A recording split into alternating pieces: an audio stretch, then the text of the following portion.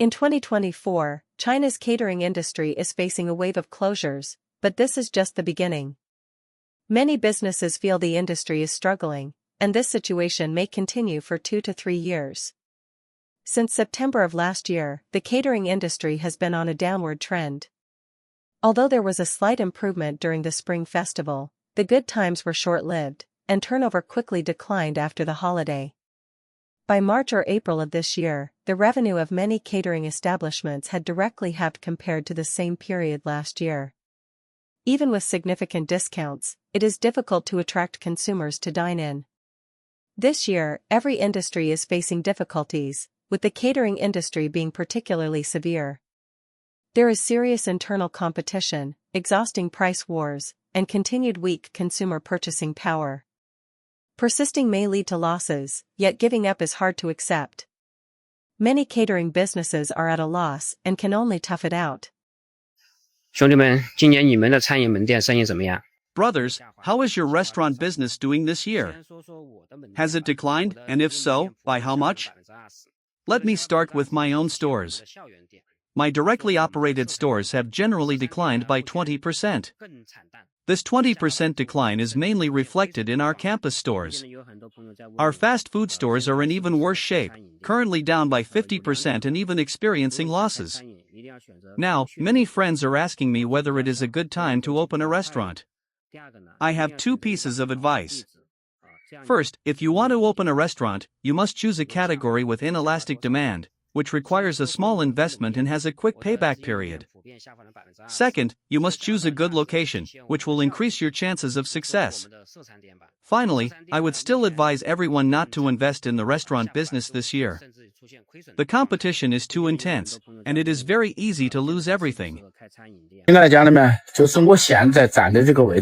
Dear friends, I am now standing in front of my shop at Mincheng Department Store in Dongxing Town, Shuangliu, Chengdu. I have rented this shop myself and have been operating it for 3 years.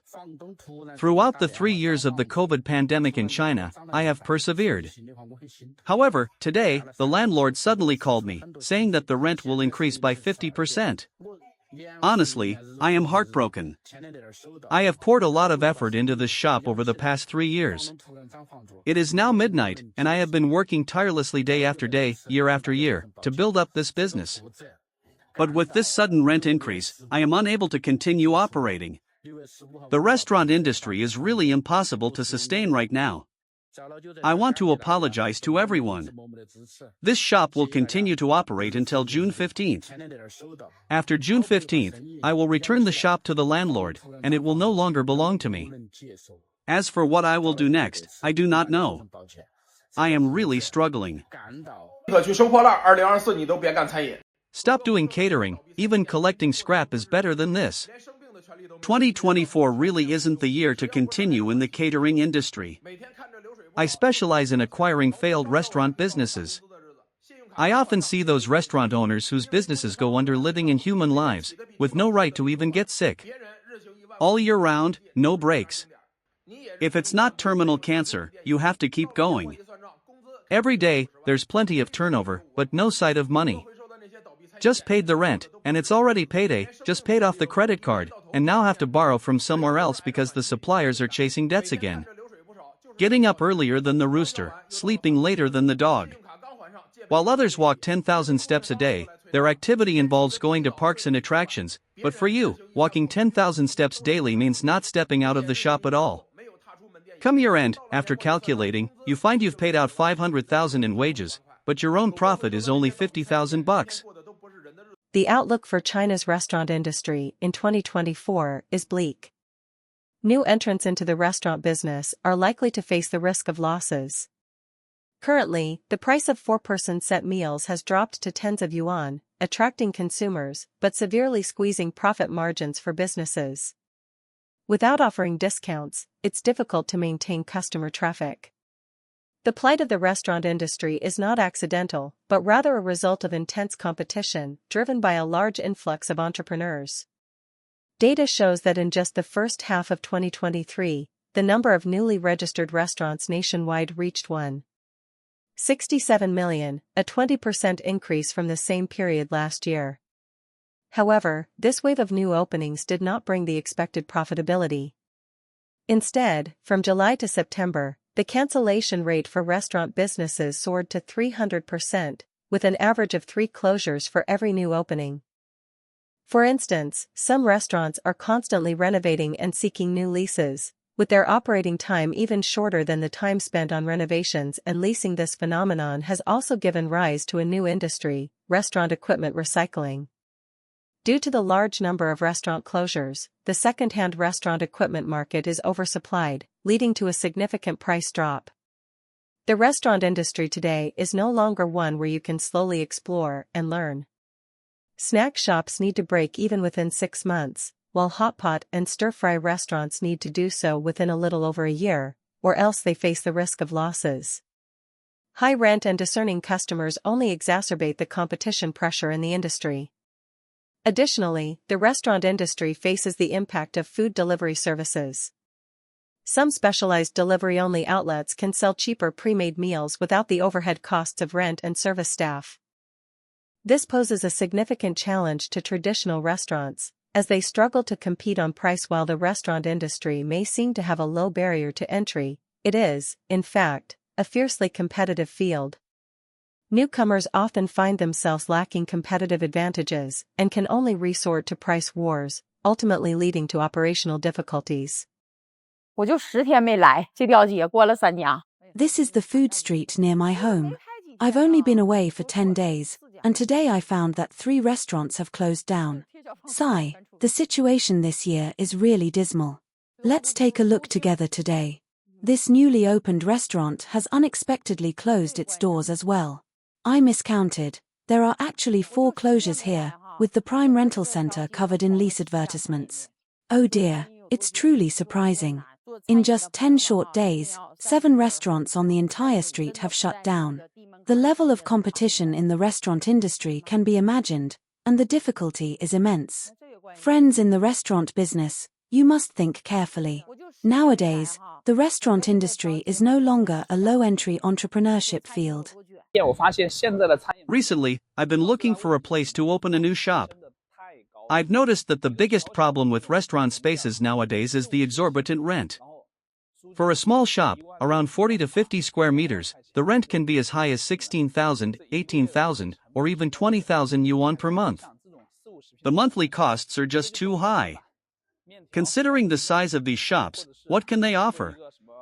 Mostly fast food options like noodles, dumplings, wontons, or some low-price snacks such as snail noodles or spicy skewers, with an average spending per person possibly only around 20 or 30 yuan.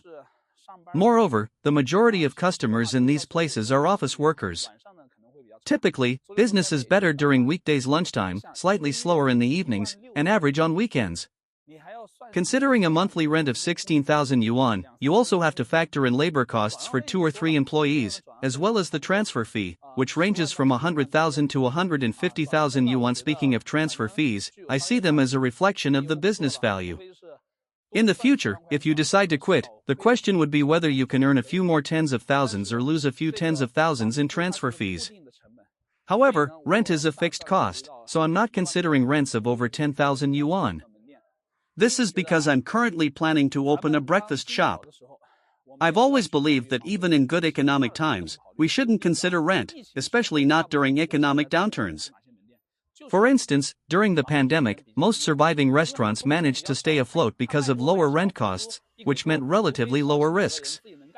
Regardless of how much they sold, as long as they covered the rent, they could barely sustain themselves. But if the rent is too high, you're basically not making much money each month, you're just working for the landlord. So, I'd like to offer some advice to friends planning to venture into the restaurant business. When looking for a location, always pay attention to the rent. Base it on the surrounding market conditions, and if it seems reasonable, go for it, whether it's tens of thousands or over 100,000 yuan. But make sure the rent isn't too high, especially for small eateries like ours, where a few thousand yuan is already good enough. According to relevant statistical data, the number of closed catering establishments in China reached over 400,000 in 2024. Among them, there were 120,000 snack bars, 80,000 milk tea shops, and over 200,000 hot pot and other catering establishments. Interestingly, the survival rate of tobacco and alcohol shops was the highest. So, why is it that after the pandemic restrictions were lifted, the business for restaurants became increasingly difficult? Ultimately, in China, the number of people in debt is increasing while the number of consumers is decreasing, unemployment is rising while entrepreneurship is declining, there are more people doing live streaming but fewer opening businesses, there is an increase in investment promotion but a decrease in franchisees, there are more deceivers but fewer actual workers. The Chinese economy is on the decline, with more people struggling financially, resulting in challenging living conditions and a significant decrease in consumption overcapacity. Economic recession and difficulties in starting a business have led to a sharp decline in investment and obstacles in foreign trade. The tremendous uncertainty has made ordinary people even more anxious and bewildered. The rich are getting richer while the poor are getting poorer, exacerbating social inequality. Those with money are reluctant to invest, while those without money have no resources for investment. Everywhere you look, there are people looking to make a quick profit, and there are plenty of bosses looking to make a quick buck and leave. Unfortunately, the restaurant industry is not one where quick profits can be made. What are your thoughts? Feel free to leave a comment below and let's discuss together. Alright, that's it for this episode. If you enjoyed it, please like and subscribe. We will continue to provide you with authentic reporting as always. Thank you once again for watching, and we'll see you in the next episode.